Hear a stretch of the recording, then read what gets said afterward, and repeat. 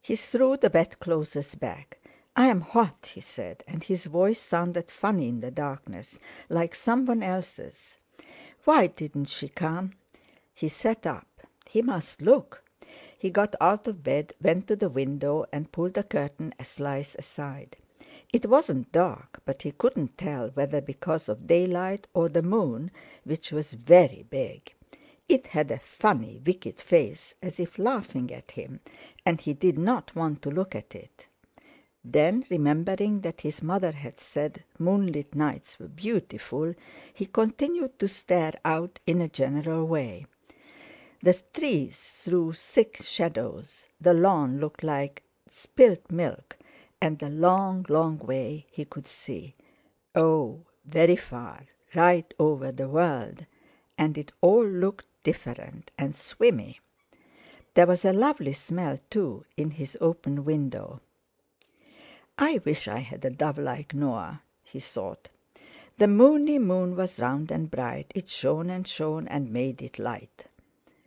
After that rhyme, which came into his head all at once, he became conscious of music, very soft, lovely.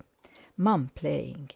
He bethought himself of a macaroon he had laid up in his chest of drawers, and, getting it, came back to the window. He leaned out, now munching, now holding his jaw, to hear the music better. Da used to say that angels played on harps in heaven, but it wasn't half so lovely as Mum playing in the moony night with him eating a macaroon. A cockchafer buzzed by. A moth flew in his face. The music stopped, and little John drew his head in. She must be coming. He did not want to be found awake. He got back into bed and pulled the clothes nearly over his head, but he had left a streak of moonlight coming in. It fell across the floor near the foot of the bed, and he watched it moving ever so slowly towards him, as if it were alive. The music began again, but he could only just hear it now. Sleepy music, pretty, sleepy music, sleepy, sleep. And time slipped by, the music rose, fell, ceased. The moonbeam crept towards his face. Little John turned in his sleep till he lay on his back with one brown fist still grasping the bedclothes.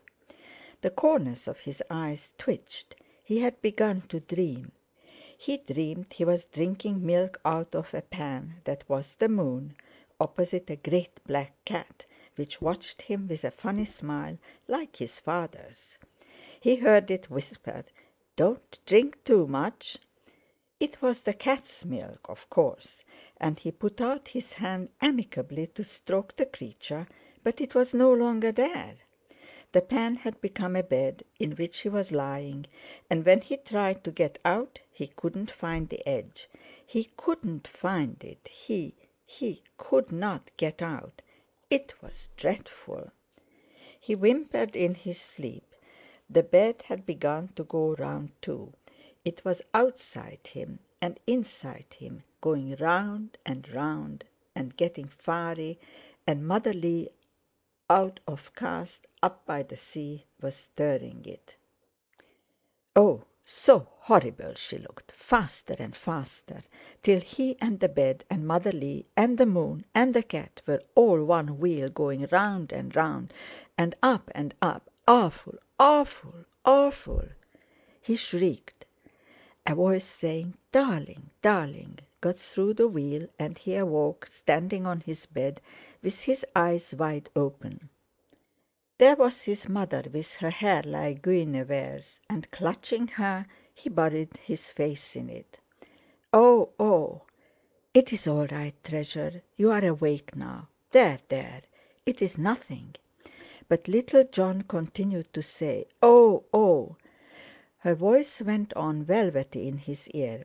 "It was the moonlight, sweetheart, coming on your face." Little John burbled into her nightgown. "You said it was beautiful. Oh!" "Not to sleep in, John. Who let it in? Did you draw the curtains?"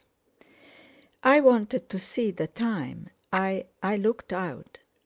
I heard you playing, Mom. I ate my macaroon." But he was growing slowly comforted, and the instinct to excuse his fear revived within him. "Mother Lee went round in me and got all fiery," he mumbled. "Well, John, what can you expect if you eat macaroons after you have gone to bed?" "Only one, Mum. It made the music ever so more beautiful. I was waiting for you. I nearly thought it was tomorrow." "My ducky, it is only just 11 now." Little John was silent, rubbing his nose on her neck. "Mom, is Daddy in your room?" "Not tonight." "Can I come?" "If you wish, my precious." Half himself again, little John drew back. "You look different, Mum, ever so younger." "It is my hair, darling." Little John laid hold of it, thick dark gold with a few silver threads. "I like it," he said. "I like you best of all like this." Taking her hand, he began dragging her towards the door. He shut it as they passed with a sigh of relief. "Which side of the bed do you like, Mum?" "The left side." "All right." Wasting no time, giving her no chance to change her mind, little John got into the bed, which seemed much softer than his own. He heaved another sigh, screwed his head into the pillow, and lay examining the battle of chariots and swords and spears which always went on outside blankets where the little hair stood up against the light. "It wasn't anything really, was it?" he said. From before her glass his mother answered, "Nothing but the moon and your imagination heated up. You mustn't get so excited, John." But still not quite in possession of his nerves, little John answered boastfully, "I wasn't afraid really, of course." And again he lay watching the spears and chariots. It all seemed very long.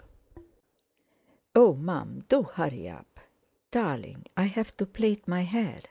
"Oh, not tonight. You will only have to unplait it again tomorrow. I'm sleepy now. If you don't come, I shan't be sleepy soon." His mother stood up white and flowy before the winged mirror. He could see three of her, with her neck turned and her hair bright under the light, and her dark eyes smiling. It was unnecessary, and he said, "Do come, Mum. I am waiting." "Very well, my love, I will come." Little John closed his eyes. Everything was turning out most satisfactory, only she must hurry up. He felt the bed shake. She was getting in, and still with his eyes closed he said sleepily, "It is nice, isn't it?" He heard her voice say something, felt her lips touching his nose and snuggling up beside her, who lay awake and loved him with her thoughts. He fell into the dreamless sleep which rounded off his past. End of Awakening. Recording by Eva Harnick, Ponte Vedra, Florida.